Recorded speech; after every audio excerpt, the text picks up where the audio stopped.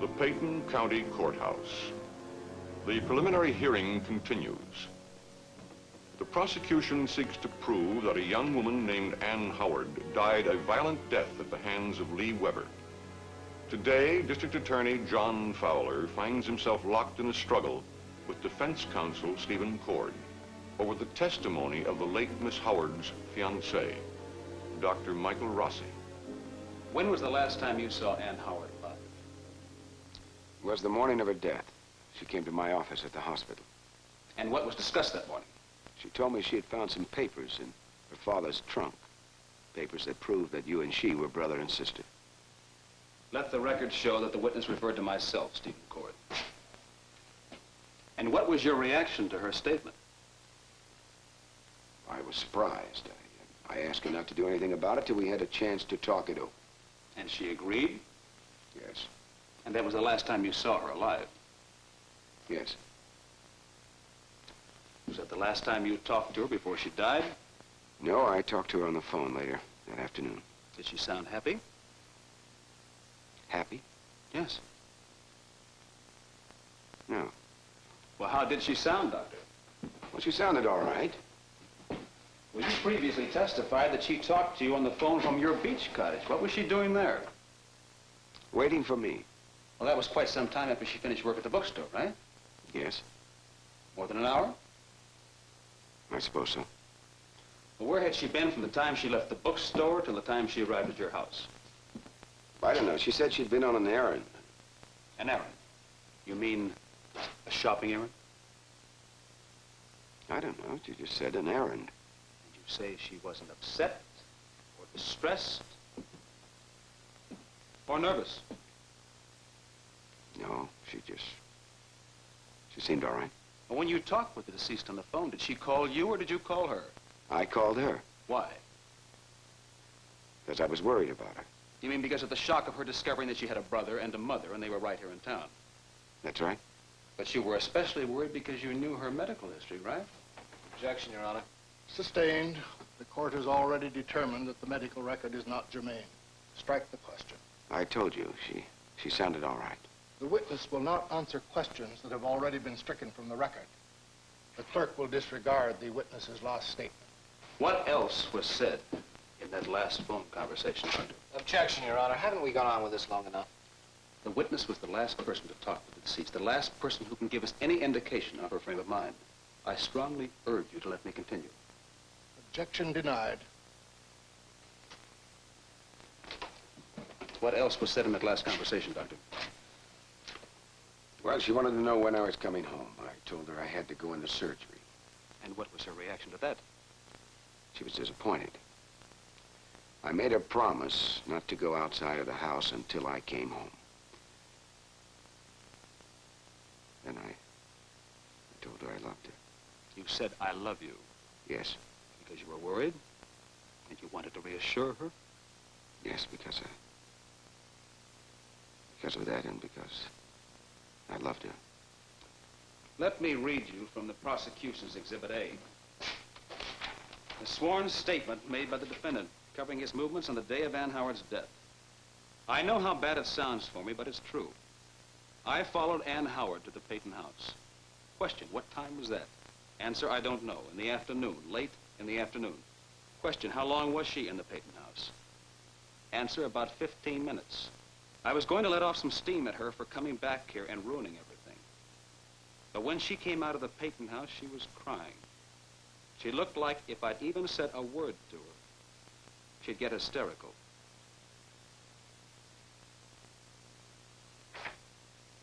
Now that's where Ann Howard went after work before she went to your house, Dr. Rossi. That's what she referred to as her errand. She was so upset, so hysterically upset by that errand, that she couldn't even tell you about it. Not even you. Objection, Your Honor. We're not interested in Mr. Cord's interpretation of the deceased's feelings. Sustained. Are you still convinced that Ann Howard was murdered? Objection. Sustained. Your Honor. Sustained.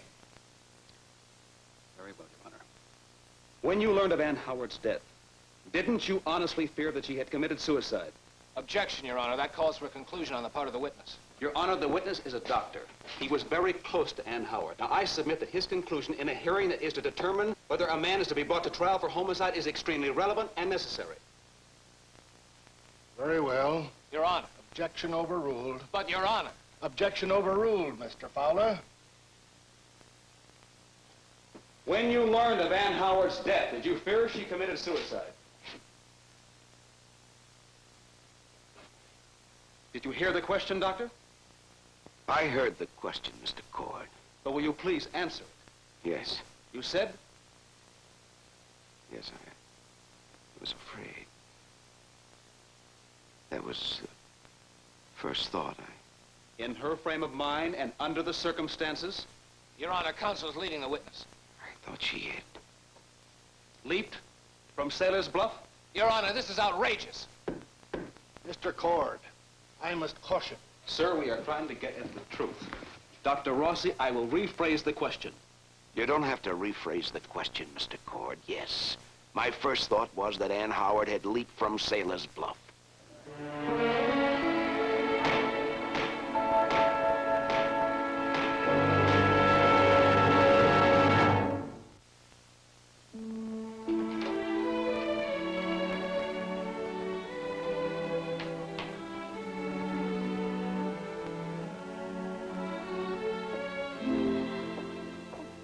I didn't see you. Hello, Rita. Come on in. Well, are you expecting someone else? I can come back later. Oh, it's perfectly all right. Mr. Carson isn't coming till later, and I love to have you visit. Well, it's not exactly a visit.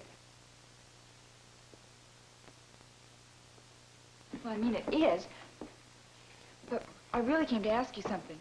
Well, have a chocolate and ask away. Oh, no thanks. My face still breaks out. I shouldn't either, but I'm going to. What I came about, I was wondering if you'd be needing somebody to help you with the baby when you go home from the hospital. I will be needing some help, yes. I'm very good with babies, honest. Oh, I'm sure you are, Rita, but well, you already have a job. What about the drugstore? Oh, Mr. Courtney wouldn't mind. See, business always falls off this time of year, and I could just take a leave of absence for a while. It's nice of you to offer, Rita, but you know, Betty's been helping me out. Oh, I know, but I was sort of thinking that when you go home from the hospital, you'll be weak. And I could take care of the baby and help around the house, too. Have you talked to Norman about this? Oh, no, I haven't, but I'm sure it'd be all right with him. I want to be honest with you, Rita. Betty will probably help me after I get home, at least for a few days. Oh, I understand. But I was thinking on a, longer time, more permanent basis. Temporarily, I mean. I appreciate your coming over, but, I do think this is something you should discuss with Norman first. All right, I will. It's nice seeing you.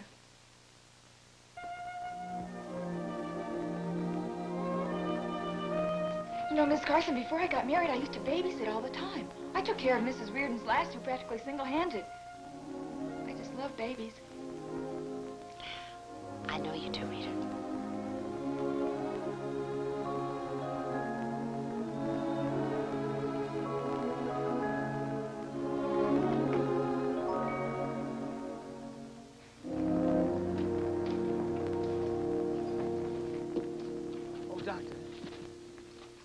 Wow, they really gave you going over in there, didn't they? I'd forgotten how tough Stephen could be. Listen, can I talk to you for a minute? Look, I'm all talked out, Ron. Well, the judge is about to call recess. Maybe we could go somewhere. Well, I have to go back to the hospital. I think we better talk here, huh? Okay. Listen, what happened? What made you change your mind? Look, I've already been through all that with Elliot. You know, you were so convinced. You were convinced that Lee Weber killed Amber when you took the stand. And Fowler questioned you and Stephen. Did you find out something that made you change your mind? I didn't change my mind, but... That's what I want to know about. The but. Look, I was just trying to tell the truth. The unadulterated truth. Without prejudice, without emotion. Have you forgotten how difficult that can be? No, I haven't forgotten, but the facts were clear to you, to me, to a lot of people. Now, all of a sudden, what happened? Look, a man's life is at stake here. Do you know what keeps sticking in my head? You were preoccupied with the fact that Lee Weber murdered Ann Howard. Now you're beginning to sound a little bit like his lawyer. Why? Why do you want to know? Because I hate to see this guy get off when we know he's guilty because you suddenly feel protective towards him. Rod, didn't you learn anything at your trial? I mean, you sat here in the courtroom, just down the hall, week after week after week, and you listened to the truth and the facts from one point of view or the other. Didn't you learn that they're not as clear and as absolute as they seem? Let's talk about this courtroom and the defendant in this case, okay? What do you want here, Rod? I mean, besides Lee Weber's head.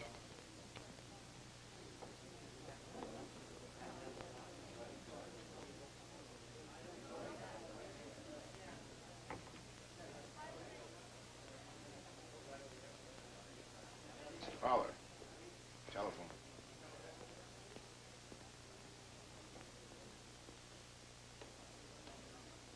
It's Deputy Knox. Oh, thank you.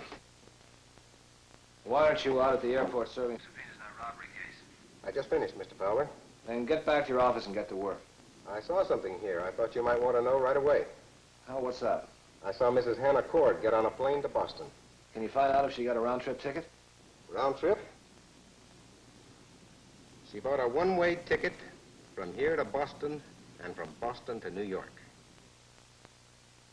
And, Norman, how about a couple of lovely aluminum mess kits? These are just dandy. They don't rust, and they're light as a feather. Have a heart, Mr. Carson. I figure with all this stuff, I owe you a week's work already. Well, your credit's good with me, Norman. You can camp now and pay later. No, thanks. Hi, Mr. Carson. Hi, Rita. Norm, here are the keys. Rod says the car's all checked out and everything's all right. Great. Hey, what's all this stuff? Our appliances. What? Our appliances, lady. And these are our accommodations. A luxurious room for two, with an excellent view of the surrounding terrain, and featuring cross-current ventilation. Army surplus. Hmm? Mm-hmm. What's that? You guessed it, lady. This is where our meals will be prepared. And I understand they have a magnificent cuisine of the latest in gourmet delicacies. I don't think you can cook anything on that except maybe to heat up a can of pork and beans. Well, nothing tastes better when you've been walking out in the woods. Gee, I envy you going camping. Say, why don't you take another day? You know, if you left Friday, you wouldn't have to wait for the weekend. That'd be great. Yeah, I don't think you can, though, Norm. Oh, that's right. The court appearance. Mr. Fowler said he'd have to see me in a couple of days. Well, it's too bad. The woods are really something this time of year. Where'd you park the car? Right out in front. Okie doke. Rita?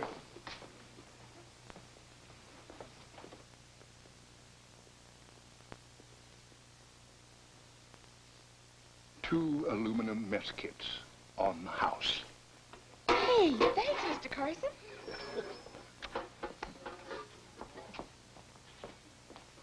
Bye.